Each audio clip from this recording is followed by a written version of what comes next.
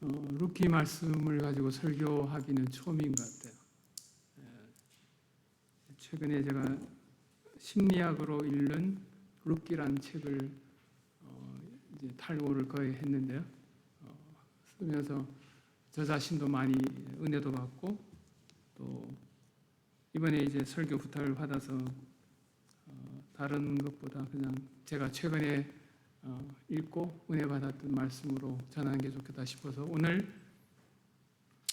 이 본문하고 또 다음 주에는 1장 마지막 부분에 나오미가 베들레헴으로 돌아오는 과정을 중심으로, 다음 주에는 생사화복을 주관하시는 하나님은 생사화복을 주관하십니다. 그런 제목으로 말씀을 살펴보고, 오늘은 나는 흉년이 찾아올 때 어떻게 대처하는가, 흉년이라고 하는 표현을 가지고 살펴보려고 합니다. 흉년하면 아마 농촌에서 안 자라신 분들은 별로 실감이 안 날 텐데요. 저도 농촌에서 자란 건 아닙니다. 기근 또는 가뭄, 우리말로 가물다 또는 기근, 흉년, 반대말은 풍년이죠. 다 풍년을 좋아하는데, 구약 성경과 신약 성경을 쭉 읽어보면 이 흉년의 경험이 여러 번 있었습니다. 오늘 이 사건도 있지만은 아브라함 시대 때도 흉년이 들어서 애굽까지 피하여 내려갑니다. 약속의 땅 그 가나안에 머물지 못하고 흉년에 거기 갔다가 거기서 좀 어려운 일을 당해서 자기 와이프도 빼앗길 뻔했던 그런 적도 있고, 또 여러분이 잘 아는 것처럼 이 요셉이 애굽에 가서 총리가 되는 과정에서 꿈을 꾸고 이 애굽에 7년 풍년과 그 다음 7년 흉년이 들어서 이게 애굽뿐만 아니고 그 팔레스타인 지역 전체 큰 지역에 가뭄이 드는 바람에 결국 야곱과 그의 가족들이 다시 요셉을 만나게 해주는 계기가 되는, 그러니까 가뭄을 통해서 양식을 구하러 애굽에 갔다가 원수들 외나무 다리에서 만난다고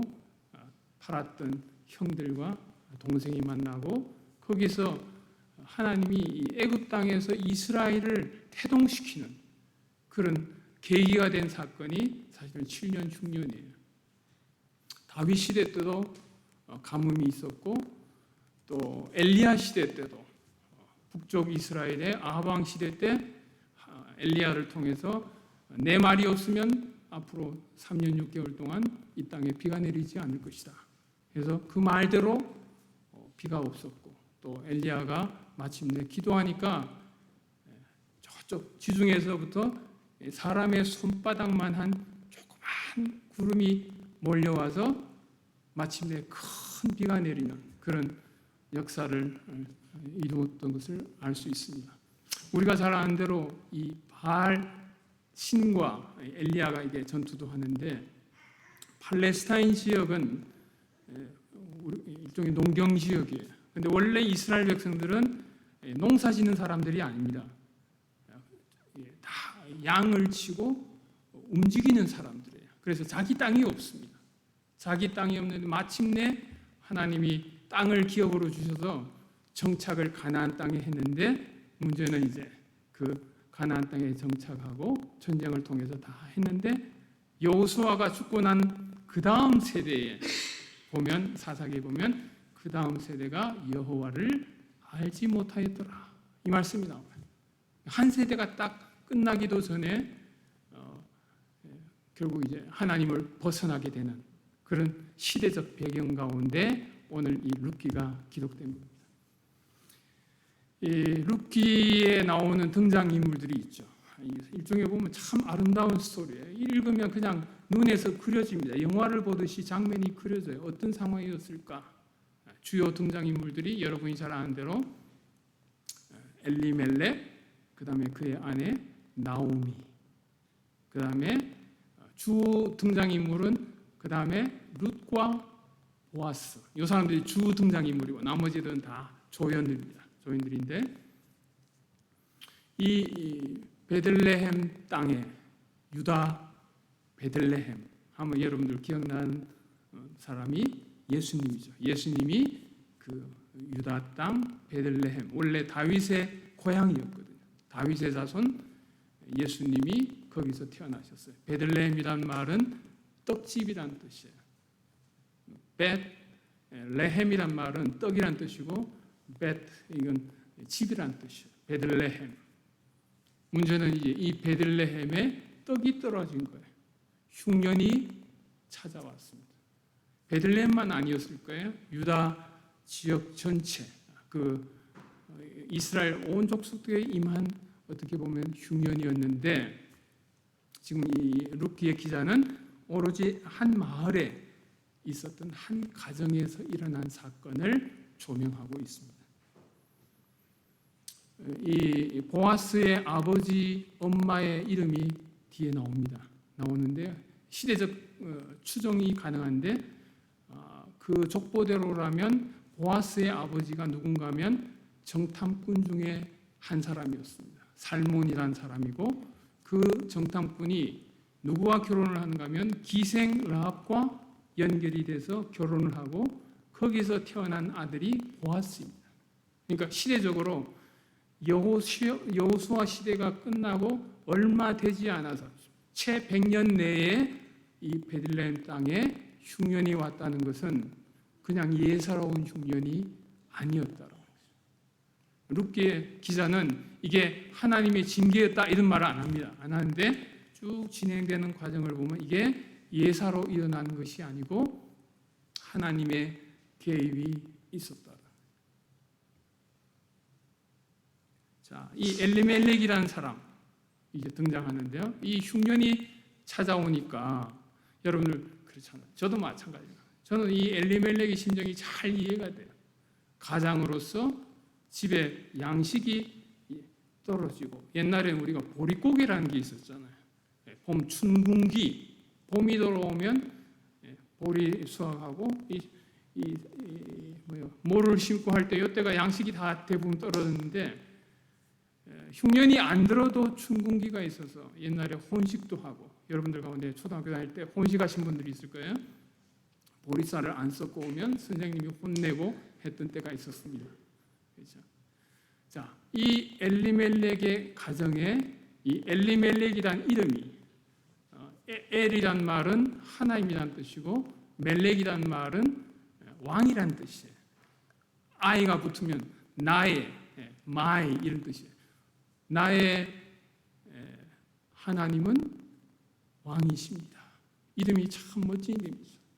신앙 고백을 가지고 그의 아버지가 지었을 텐데, 자, 나의 하나님은 왕이십니다라는 이름을 가진 이 가장이 흉년이 딱 찾아왔을 때 고민을 많이 했을 거예요. 어떻게 하면 이 위기를 대처해 나갈 것인가. 사람이 하나님이 지혜를 주셨으니까 생각을 하잖아요. 근데 보통 우리가 어려움이 닥치고 위기가 닥치면 일단은 우리가 짜낼 수 있는 방법을 다 짜내요. 그래서 이 엘리멜렉도 나름대로 합리적이고 타당한 방식이 뭐냐? 우리가 이민을 가자. 이민하면 여러분들 탁 다가오잖아요. 여기 다 대부분 이민 와서 계신 분들이니까 이미그레이션, 움직이는 거죠. 근데 문제는 이 이민을 갈 수 있는 나라가 있고 갈 수 없는 나라가 있는데, 하나님이 이 모압과 암몬, 그 지도 혹시 띄워주실 수 있는지 모르겠는데요. 그림 파일에 있나요? 혹시 없었어요. 제가 보냈는데, 이 요단강을 중심으로 이렇게 남북으로 요단강이 이렇게 쭉 올라가는데 동쪽 편 땅이 제일 위에는 암몬, 그 다음에 그 밑에가 모압입니다. 두 형제의 나라예요. 여러분이 잘 아는 롯의 후예들입니다. 그래서 이 베들레헴에서 모압까지 가려면 아마 적어도 며칠 길을 아마 10일 이상을 걸어가야 되는 상당히 먼 거리에, 직선거리로 갈 수가 없는 게 거기 사해가 중간에 딱 막고 있어서 돌아가야 돼요. 돌아서 가면 어디를 거쳐가는 거면 요단강을 건너가고 동쪽 편에 분배를 받았던 루벤 지파의 땅을 거쳐서 남쪽으로 내려가야 닿을 수 있는 땅이 모압 땅입니다. 근데 문제는 신명기에도 그렇고 모세가 죽기 전에 분명히 하나님이 율법으로 정해놓은 나라예요. 모압 사람들, 암몬 사람들은 여호와의 총회에 영원히 못 들어온다. 하나님이 이 모압이 광야에 생활할 때 적대시했던 적이 있어요. 그것 때문에 그러시는지 모르는데 또 나중에 보면 모압 여인들이 또 이스라엘 백성들을 유혹해서 광야에서 많은 백성들이 죽었어요. 모압 그 신을 섬기다가. 자, 이런 엘리멜렉이 이런 위기 가운데 하나님이 금지한 땅까지 가서 가정을 살리겠다고 갔을 때는 아마 갈등이 많았을 거예요. 가도 되나? 가면 혹시 하나님이 벌 주시면 어떡하지? 했는데 아까 이야기했던 것처럼 시대적인 상황이 이 각자의 소견대로 행했던 시대, 여호와 하나님을 알기는 아는데 정말 두려워하고 경외하고 그 말씀에 순종하지 못했던 세대에 살다 보니까 인본적인 결정을 결국 하게 된 거죠. 본문에 보면 주어가 엘리멜렉으로 되어 있습니다. He went. 그는 갔다는 거예요. 그러니까 아마 엘리멜렉이 주도가 돼서 나오미는 같이 수동적으로 따라가고 그의 두 아들이 같이 조인을 합니다. 삶의 주인이 여호와 하나님이라는 뜻의 이름을 가진 엘리멜렉은 사실은 우리 신앙생활하는 모든 그리스도인을 표상하는 한 인물이에요. 엘리멜렉이 왜 이런 결정을 하고 했을까? 비난할 수도 있겠지만은 사실은 이 엘리멜렉은 오고 오는 모든 그리스도인들에게 반면교사로서 수고해준 신앙의 인물이에요. 당신들은 나처럼 살지 마십시오. 정말 하나님이 나의 삶의 왕이시다는 것을 삶에서 인식하고 어떤 흉년이 오거나 어떤 위기가 오더라도 당신이 왕이 되면 안 됩니다. 그것을 교훈해 주는 거죠.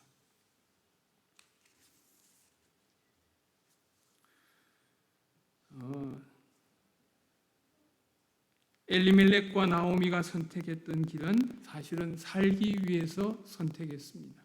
그 결정을 또 반드시 나쁘다 이렇게 평가할 수 없어요. 나름대로 가족을 챙기려고 하는 그 노력은 가상한데 문제는 더 중요한 것.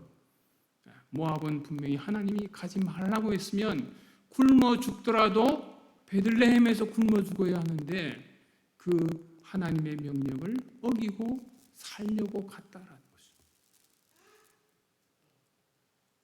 살려고 갔던 이 모압 땅이 안타깝게도 여러분이 잘 아시듯이 엘리멜렉과 그의 두 아들의 매장지가 됩니다.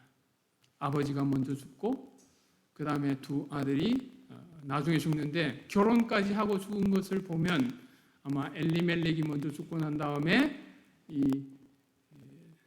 깜빡하니까 그건 꺼주셔도 될 것 같아요. 그 두 아들을 엄마가 아마 결혼을 시킨 것 같아요. 우리가 이게 생각해 볼 수 있는데 이 나오미가 두 아들을 모압 여인과 결혼을 시켰다 이 이야기는 본문에는 나와 있지 않지만은 나오미는 베들레헴으로 돌아간 것을 포기했다고 볼 수 있습니다. 왜냐하면 모압 여인과 결혼시켜서는 다시 그 땅에 들어갈 수가 없는 거예요. 왜냐하면 모압 여인과 어떻게 보면 연결짓기를 하면 여호와의 총회에 돌아갈 수가 없고 공동체가 받아줄 수가 없어요. 나중에 여러분 그 선지서에 보면 소선지서 에스라서에 보면 포로로 돌아왔던 사람들 중에 주변 사람들하고 혼족이 된 사람들이 있어요. 이때 에스라가 그 사실을 알고 다 족보를 조사해서 그들을 하나님 앞에서 서약하고 결혼했던 그 배우자들을 다 공동체에서 보냅니다. 심지어는 거기서 태어난 애들까지도 다 내보내요. 그만큼 엄격했던 그런 조항이라고 볼 수 있어요. 그런데 나오미가 자기의 두 아들을 모압 여인과 결혼시켰다는 것은 아마 그 땅에 정착하기로, 처음 갔을 때 여기 내가 완전히 그 땅에 모압의 사람이 될 것이라고 생각하지 않았을 거예요. 잠시 비를 피한다 생각하고 갔는데 그것이 한 해, 두 해 가다 보니까 마침내 10년의 세월이 흘렀고, 돌아올 때가 10년인데 그 이전에 이 두 아들이 그 땅에서 결혼해서 얼마 됐는지 모르지만 자식이 없이 죽습니다. 그러니까 어떻게 보면 가뭄과 불임이라고 하는 두 가지 다 하나님의 개입이 있다는 거죠. 사람의 생각으로는 결혼하면 자식이 낳아야 되는데 두 아들 다 자식이 없이, 거기에다가 이 두 아들이 젊은 사람들인데 적어도 20대, 아마 10대 후반이나 20대 정도 됐을 거예요. 젊은 그 두 청년들이 그 땅에서 이유를 설명하지 않고 죽습니다. 짧은 기간 안에. 이것은 그냥 우연히 일어났다고 보기는 어려운 거죠. 하나님이 그 가정에 개입하시고, 또 그것이 사실은 그 이스라엘 전체 공동체에 개입하시는 하나님의 손길인데, 우리가 생각할 때는 이 흉년이 정말 저주 같고 하나님이 어떻게 이렇게까지 하시나라고 볼 수 있지만은, 우리가 잘 아는 대로 그 개입하신 스토리가 결국은 보면 하나님의 또 다른 은총을 준비하고 있는 과정이었음을 알게 됩니다. 아까 이야기했던 것처럼 이 애굽의 그 가뭄을 통해서 요셉과 요셉의 형제들이 다시 만나고 화해하고 12지파가 거기서 생겨나는 계기가 되었던 것처럼 이 가뭄 사건도 의미가 있었던 사건이다. 우리는 그렇게 분명히 알 수가 있습니다.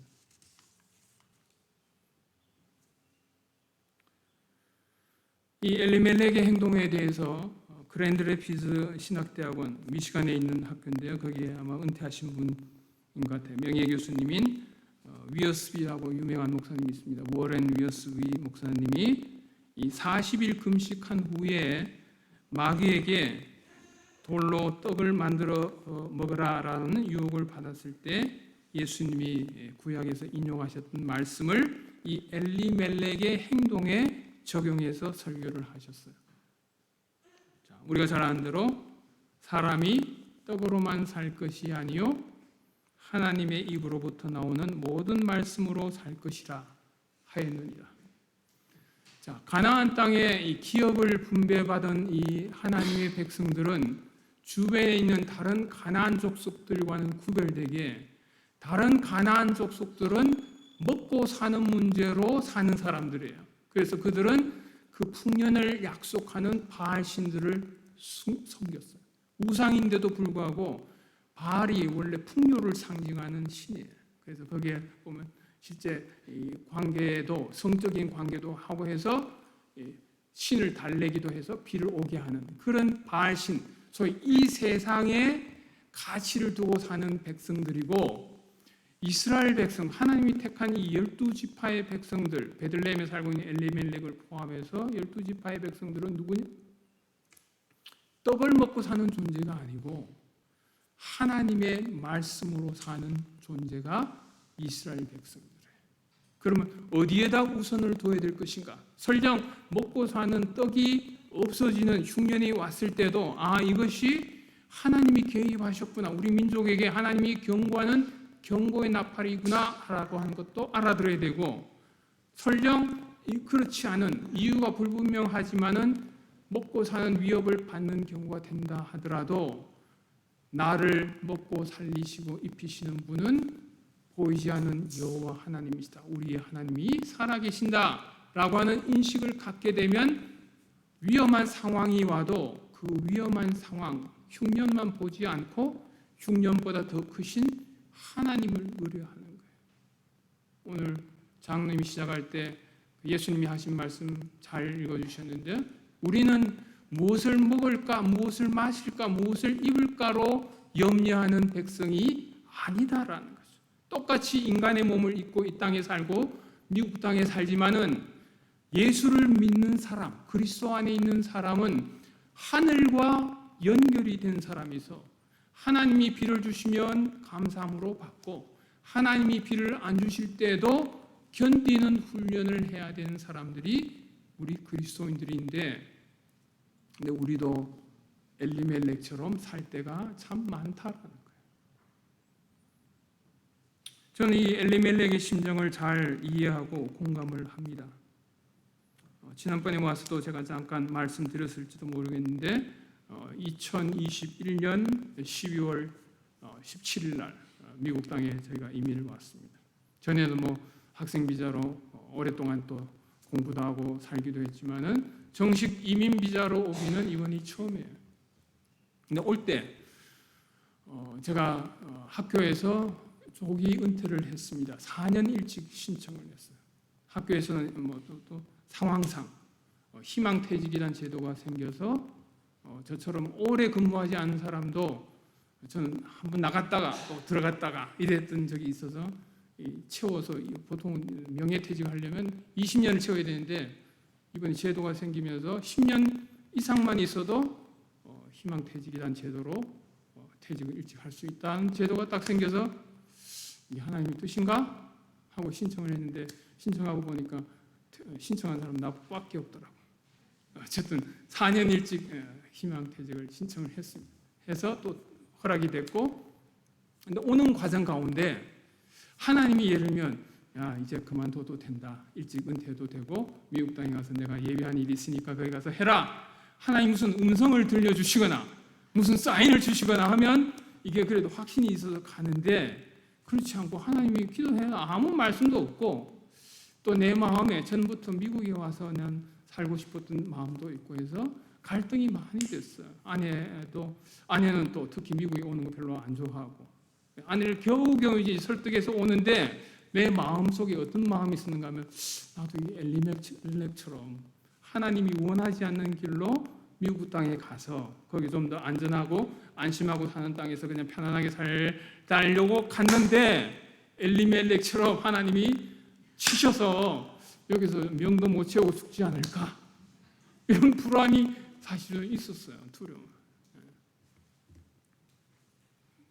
떨어지자마자 그 다음날 새벽 기도회 교회에서 이제 워싱턴 중앙장로이 첫 와서 새벽기도, 토요 새벽기도 설교해주면 좋겠다 해서 설교를 했는데 제가 공항에서 설교 준비를 했습니다. 공항에서 기다리는 동안 설교를 준비를 하고 했는데 그때 본문이 잠언 16장 9절 말씀이었어요.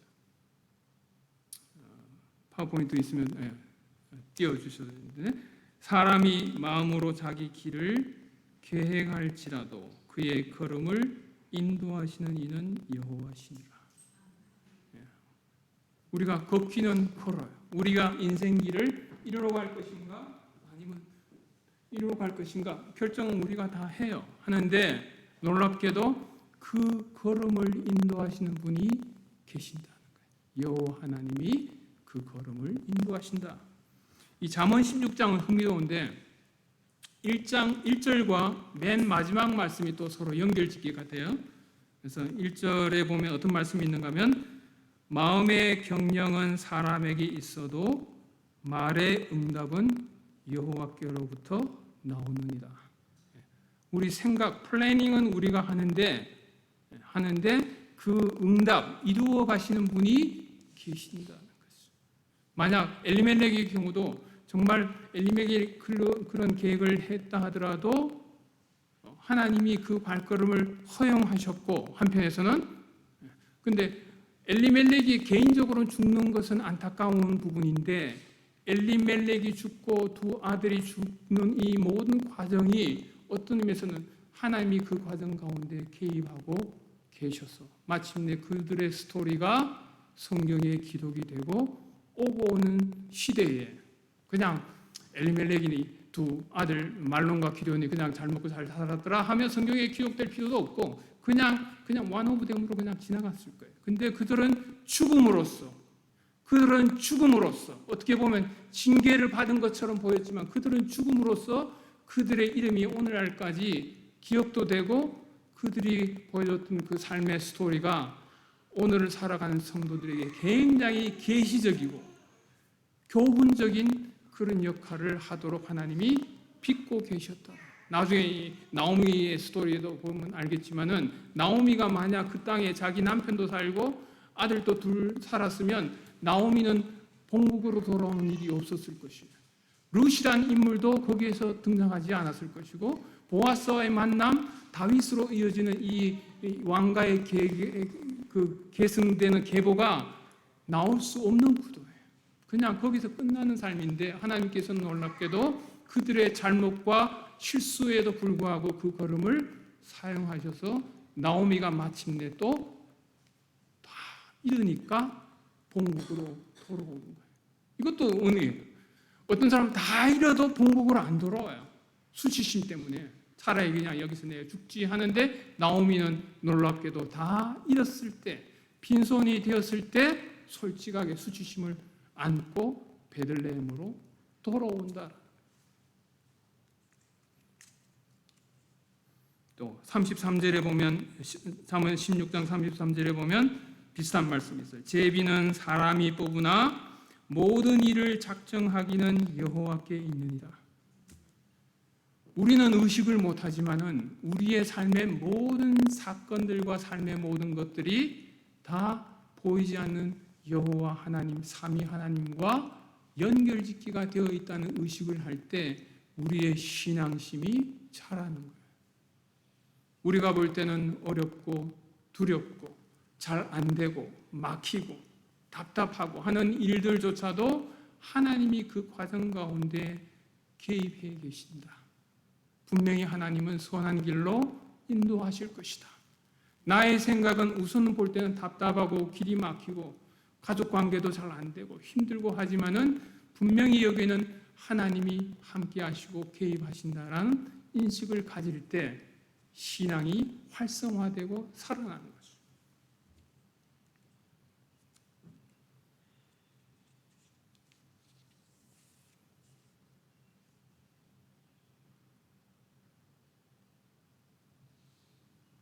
종종 엘리멜렉이 겪었던 이와 같은 위기들이 우리 신앙인들에게 찾아와요. 오늘 본문에도 정확하게 이건 하나님이 징계하셨다. 나오미의 입에서는 나왔어요. 여호와가 나를 치셨다. 나를 징계하셨다고 그는 확신했어요. 근데 본문 기자는 그것이 하나님의 징계였다 반드시 이야기는 하지 않아요. 그럴 가능성이 훨씬 높겠죠. 근데 이와 같은 일들을 우리가 이제 겪을 때 조심해야 될 것 중에 하나가 어떻게 보면 단선론적인 인과관계인데요. 리니어 코제이션이라고 A 때문에 B가 왔다라고 이렇게 설명할 수 있는 경우가 종종 있지만은 많은 경우에는 우리가 그렇게 규명할 수 있는 경우가 많지 않다. 우리 신앙생활할 때 예를 들면 좋은 일을 했을 좋은 결과가 왔을 때 하나님이 개입하셨구나. 좋은 결과. 나쁜 일이 왔구나. 이건 하나님의 불순종해서 그래. 너가 뭐 잘못한 거 있을 거야. 회개해야 돼. 이런 식으로 쉽게 정죄하는 것은 매우 어리석을 수 있다. 성경에 보면 많은 경우에 침묵합니다.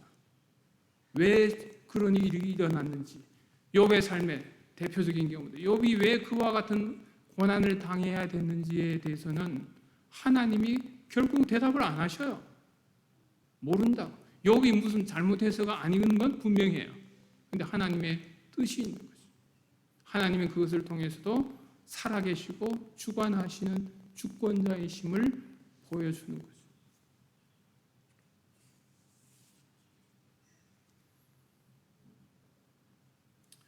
의지했던 남편과 두 아들을 모두 잃은 후에 빈손이 나오미가 되었습니다. 영어로 empty-handed. 손에 쥔 게 없는 거예요. 전에는 남편도 지었고 두 아들 얼마나 든든했겠어요. 보통 남편이 죽어도 굉장히 서양인들은 스트레스가 크다고 해서 스트레스 할 때 1부터 100으로 놓을 때 서양인들의 그 검사지에 보면 배우자의 죽음을 100으로 놓습니다. 이게 최대치라는 거예요. 근데 이 동양 사람들의 우리를 포함해서 서양인들도 그럴 수 있겠지만은 아마 배우자의 죽음보다 더 큰 스트레스가 자녀의 죽음이에요. 자식은 죽으면 특히 남편들은 좀 오래 가지 않고 있는다고 하는데 여인들은 그렇지 않습니다. 자기가 품었던 아이이기 때문에 가슴에 묻는다는 표현을 하죠. 나오미의 경우에는 두 아들을 그 땅에서 잃었습니다. 이 나오미의 이야기는 탕자의 이야기하고도 잘 연결이 됩니다. 여러분이 잘 아는 대로 탕자는 마침내 아버지의 집을 떠나서 풍족했던 집에서 가산을 다 물려받아서 아버지가 살아계신데도 유산을 물려받아서 원래는 이건 안 되는 일이에요. 물려받아서 먼 곳으로 가서 거기서 마침내 빈털터리가 됩니다. 근데 이 탕자의 비유의 아름다운 부분은 뭔가 하면 탕자가 이 돼지가 먹는 쥐엄 열매를 같이 먹는 돼지처럼 된 신세에서도 그가 어느 시점에서 정신이 들었다. 그래서 아버지의 집으로 돌아가기로 결심합니다. 이거 쉬운 일이 아니에요. 밑바닥을 친다고 다 돌아가는 게 아니고 하나님의 은혜가 있는 사람들은 아버지의 집을 수치심에도 불구하고 되돌아가는 것. 이게 회개죠. 회개. 되돌아가는 것. 근데 회개하기에 가장 좋은 때가 언제냐면 빈손이 들 때. 뭔가 의지하고 잡히는 게 있고 여전히 의존하면 거기서 헤어나오지 못합니다. 근데 다 잃을 때. 다 잃을 때.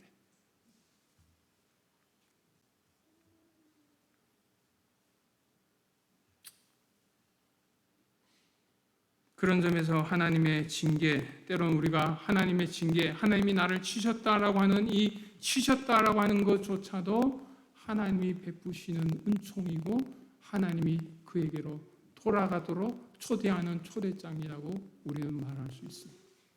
신약에서 보면 바울 사도가 그런 표현인데요. 징계가 없는 자식은 친자식이 아니라는 표현이었어요. 왜 하나님이 때로는 자식들에게 징계를 하시느냐? 자기 자식이기 때문에 연결지기가 되어 있기 때문에 그를 쳐서라도 때로는 눈 하나를 뽑아서라도 팔 하나를 부러뜨려서라도 하나님의 나라에 데려가시는 거죠. 자, 그렇게 본다면 우리가 이 세상을 살아가면서 우리는 두려워할 필요가 없어요. 때로는 어려운 일을 당하고 정말 하나님이 징계를 하시는 것 같이 어려운 상황이 온다 하더라도 분명히 거기에는 하나님의 선하신 뜻이 있기 때문에 우리는 두려워하지 않고 이래도 감사, 저래도 감사할 수 있는 거죠. 오늘 설교의 제목이 우리는 흉년에 어떻게 대처하는가. 그 정신분석학자 중에 캐런 호나이라고 있는데요. 이 사람이 주로 신경증적인 사람, 불안을 병적으로 대처하는 사람들의 그 세 가지 방식을 규명을 했는데 세 가지 방식이 보통 수능형 그 상황에 순응하고 그냥 좋은 의미의 수능이 아니에요. 그냥 자기 표현을 잘 못하고 그냥 하나가 되는 것, 그냥 살아남는 것 이런 방식이 있고 어떤 사람은 공격형이 있습니다. 저돌형이라고 들이받는 것, moving against 하는 불안하면 들이받고 공격을 표현하고 화내고 이런 사람. 엘리멜렉 같은 사람은 하나님께 막 흉년이 왔을 때 하나님 왜 흉년 주십니까? 막 부르짖는 이런 사람은 아니에요. 근데 세 번째 유형이 보면 moving away, 피하는 유형이에요. 거리를 두고 도망가거나. 우리가 종종 이 세 가지 방식을 쓸 때가 많습니다. 어떤 때는 하나님의 백성이면서도 그냥 불안한 상황 때문에 먹고 사는 것 때문에 세상에 적응을 하는 거예요. 구약의 롯처럼 롯은 먹고 사는 문제 때문에 결국은 소돔에 적응을 했어요. 날마다 괴로워하면서도 거기서 나가지를 못해요. 왜? 거기에 너무 어태치되어 있기 때문에. 주로 많은 경우 우리는 피합니다. 이럴 때는 이렇게 피하고 저렇게 하면 저런 식으로 피하고 일시적으로는 지혜롭게 보이지만은 그 방식은 우리를 성장으로 이끌지 못한다고 말할 수 있습니다.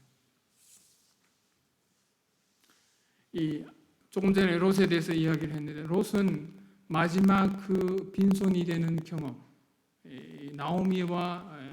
나오미의 이야기하고 롯의 이야기가 상당히 닮아 있습니다.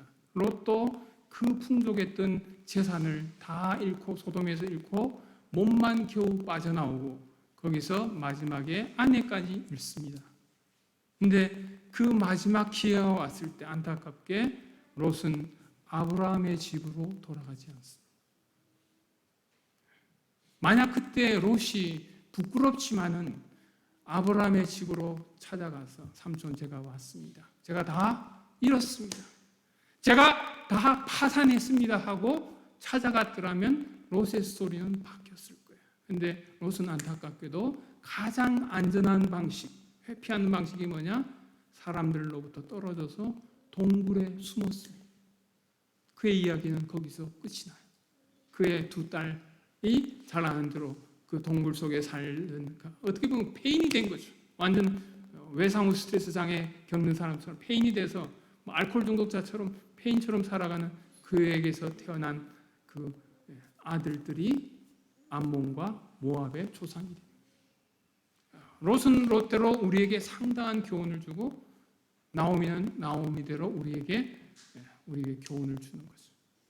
한때 의지했던 남편과 두 아들 다 잃고서 나오미는 마침내 하나님을 다시 만나게 됩니다. 베들레헴으로 돌아온다는 얘기는 여호와의 집으로 떡집으로 돌아온다는 얘기예요. 우리는 다 돌아갈 사람들이에요. 이 땅에 사는 동안 마침내 다 귀향해야 되는 존재들인데 우리의 홈으로 갈 것인가? 아니면 이 여러 가지 어려운 일을 당하면서 여기서 고생을 하면서 하되 여기서 끝낼 것인가? 모압에 계속 머무른 채 우리의 인생을 끝낼 것인가? 아니면 그 모압이 아니라 진짜 가야 할 홈타운인 베들레헴, 하나님의 나라로 귀착할 수 있는 존재가 될 것인가? 그게 저와 여러분에게 주어진 과제이죠. 때로는 부유할 때, 때로는 위기가 올 때 그 어떤 상황에서도 상황에 관계없이 결국은 우리가 가야 할 곳이 바로 하나님의 나라라는 것을 생각하고 몸은 비록 이 땅에서 미국 땅에서 잠정적으로 영주권자로 시민권자로 또는 각종 비자로 머물러 있다 하더라도 우리가 최종적으로 가야 할 나라가 있다는 것을 여러분들이 꼭 인식하고 어떤 형태의 흉년이 여러분에게 오더라도 두려워하지 말고 흉년은 오늘날 현대적으로 여러 의미가 있을 거예요. 비즈니스도 안 되고 여러분이 다 겪으셨듯이 이 코로나 사태 이후로 생각지도 않았던 일들이 벌어져서 공항에 비즈니스 하는 사람들이 문을 닫을 거라고는 생각도 못했고 그렇잖아요. 비행기 조종사들이 직장을 잃을 거라고는 누구도 예측 못했고 작년인가 말인가 뉴스에 신문 기사에 보니까 미시시피 강이 내려오는데 그 미시시피 강이 말라서 배가 다니지를 못한다더라고요. 운송수단이 핵심적인 석탄이나 이런 것들 왔다 갔다 곡물들이 왔다 갔다 해야 되는데 남북으로 흐르는 이 미시시피 강이 물이 줄어들어서 배가 움직이지 못하는 나라가 된 거예요. 이게 그냥 우연히 일어난 일이라고 우리는 생각하기 어려워요.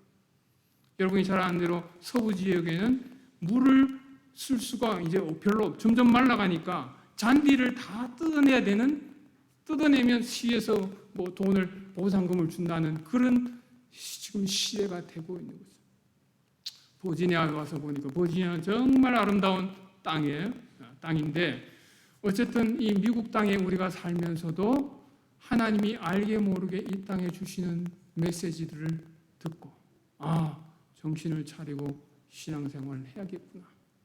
청교도로 시작했던 이 나라가 점점점 하나님으로부터 멀어져 가고 어쩌면 사사시대하고 거의 비슷한 시대라고 볼 수 있어요. 각자가 좋은 대로 소견에 옳은 대로 행동하는 이 나라가 된 미국 땅을 하나님은 어떻게 개입하고 계시고 그 땅에 머물러 있는 우리에게 때로는 같이 공통적으로 겪게 되는 그 고통이 올 때 우리는 어떻게 대처할 것인가? 그냥 세상적인 방식으로 피하고 다독이는 것이 아니라 나에게 찾아온 흉년을 하나님과 연결짓게 함으로써 믿음으로 담대하게 신앙생활을 해서 우리가 결국에는 가야 할 곳이 하나님의 나라이고 그 나라에 못 들어가는 일이 없도록 모압 땅에 머물러서 거기서 매장지가 되지 않도록 우리 모두가 신앙적으로 각성하고 살아가기를 주님의 이름으로 축원합니다. 기도하겠습니다. 하나님 아버지 감사합니다. 이 아침에 저희들에게 또 룻기의 1장에 나오는 엘리멜렉의 가정의 이민 이야기를 통해서 오늘 살아가는 우리들에게 또 주님이 들려주시는 말씀 듣기를 원합니다. 한 분 한 분 주께서 주의 자녀로 택하시고 부르시고 이 땅까지 인도하셨는데 때로는 우리의 삶에 남들은 알지 못하지만 여러 형태의 흉년으로 고통할 때 두려워하지 않게 하시고 우리를 인도하시는 하나님 바라보고 믿음으로 승리할 수 있는 모든 성도들 다 되도록 복을 주옵소서. 예수님의 이름으로 기도하옵나이다. 아멘.